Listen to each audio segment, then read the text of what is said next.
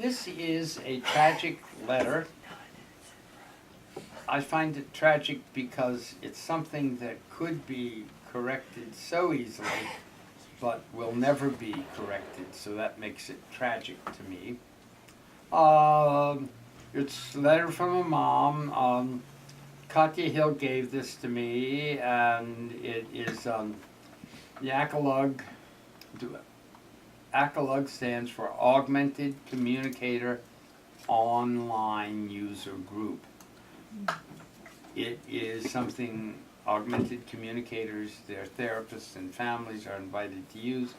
I never write into it. Russell, whom you're going to be meeting in a couple days, is always writing into it, and he is a speech therapist from the UK, and he has very interesting insights, and so his comments are awaited.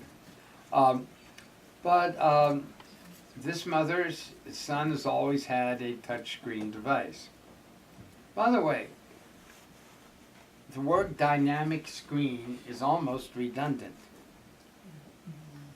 If it's a screen, it's always going to move, or you wouldn't want a screen.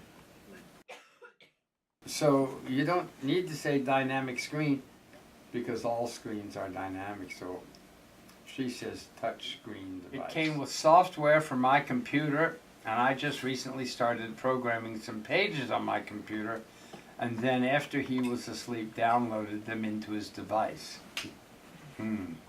Often, however, I would find that I was making modifications to existing pages. That's when I like to get him involved. Well then, a couple of years ago, her son started making some changes to buttons I had programmed. Okay, but here is the tragic line down here. As a mom, and it's in red. Shonda, would you read this red stuff? Sure. As a mom, I feel it is very hard to choose words to program on the device. I'm trying to get some info from kids in his classes to see what kinds of things they say, etc. I've also been spending more time with him asking what he'd like to say, but it's usually me asking, do you want to say? A bunch of times he responds with yes or no. Any other ideas? Oh my Lord, yes. The kid just needs core vocabulary. And he needs it in a way he can figure out how to get to it. He kind of needs it on one page, and he'll start talking. But as long as she's trying to say, like, would you tell me one sentence you're going to use at lunch today? And this is the same kid who was changing his he was getting in there and changing his stuff. So he has no trouble accessing. No trouble accessing. His mind is obviously pretty clear. Shannon, could you name me one sentence you're going to say at lunch today? Can anyone name me one sentence that you are going to say at lunch today? Please pass me that. This is good. What? This is good. This is good. Who said that? Aha. No, not at lunch. At lunch, not before lunch. Oh. I might say it at lunch too. Okay, we're eating lunch. What's the sentence you're going to say? Please pass the salt. Okay. Do you think you're actually going to say that? Because it's going to be a buffet lunch. And there's going to be salt. What? I love salt. Where is the salt? What? You don't say much of anything when you're eating. Where's the chocolate? As a matter of fact, you engage in whatever topical conversation is going on there. Yeah, that happened to me. My daughter did that,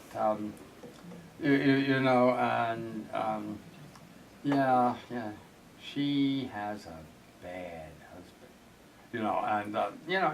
you talk about these things. You cannot predict.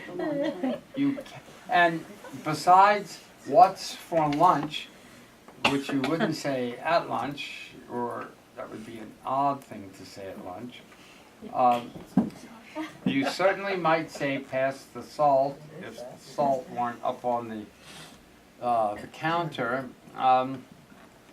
Okay, do you all, you're not having your speech therapist. Come on, what are you going to say at lunch? Do you know him? Do you know him? Now, let's see if Chris actually says that without pretending to say it.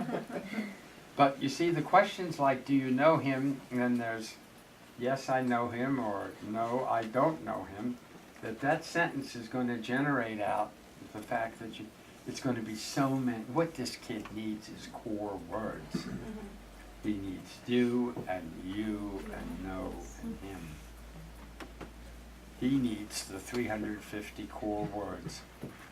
I mean, I never write into this, but if I had written to this lady, I would have recommended that we have a list that is a comparison of Melandon and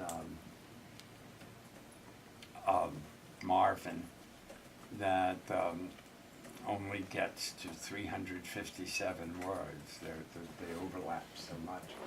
But that's what the kid needs, but he doesn't need them arranged in some way that he can't get a hold of them. Like there's going to be everybody, anybody, nobody, somebody. Okay, but so it's not only, this is tragic because what is going to happen if she writes this to her school speech pathologist? What is the SLP likely to tell this young mother? Oh, you're doing the right thing. Keep on doing what you're doing. Yeah, that's lovely, isn't it? Well, what she's doing is do you understand what a crisis our field is in? Because it doesn't understand that what is needed is core vocabulary. And Deb Witkowski, in back of us there, once said to me that there has been a real disconnect in AAC between language development and the idea of supporting participation in various environments.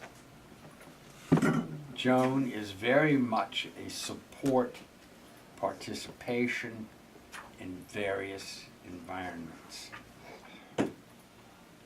Let me talk about needs-based versus language-based, because this will answer directly your question.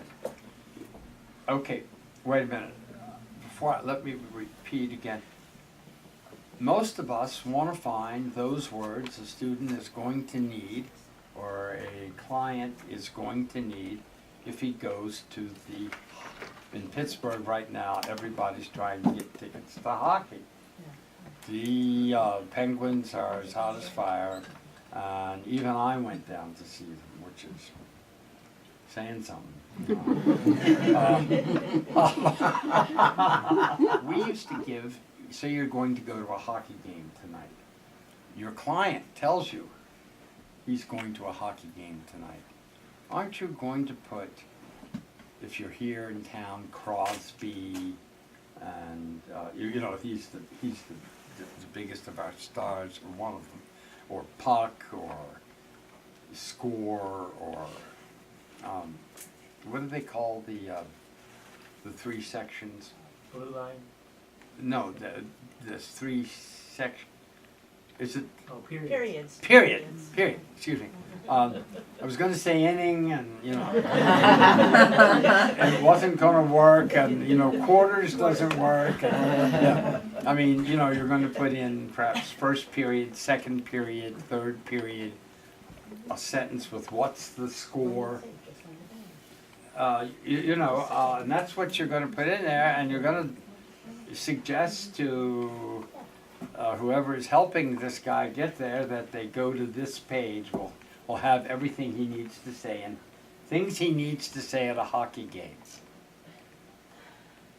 Well, folks, he needs to say, Hit them harder. Hit them harder. Did you see that? Did you see that? He needs core vocabulary. He needs to be fluent in core vocabulary. There are only 350 of these words. Okay. But we are fixated on the needs-based model. And I couldn't figure out what that was until Katya Hill explained it to me. I said, is this some kind of curriculum model? Is this some kind, I just didn't understand.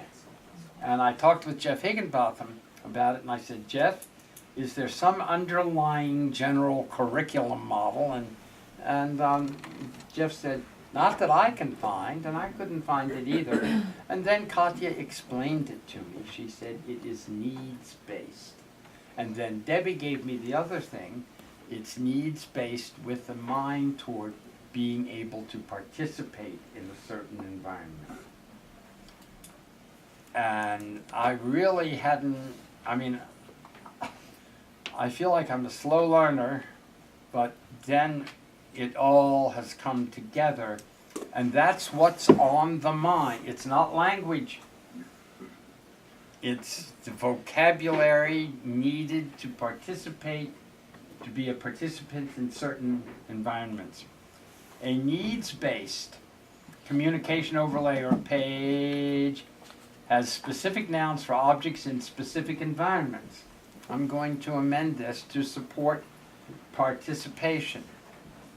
When I was going there, okay. A language-based communication overlay or page has words which support communication in all environments. Needs-based overlays have been constantly have to be constantly updated for new environments. Needs-based overlays assume a multiplicity of overlays with special words on each page connected to a specific topic, environment, or activity. Needs-based overlays are based on staff intuitions and are designed to support participation and specific needs in particular environments. And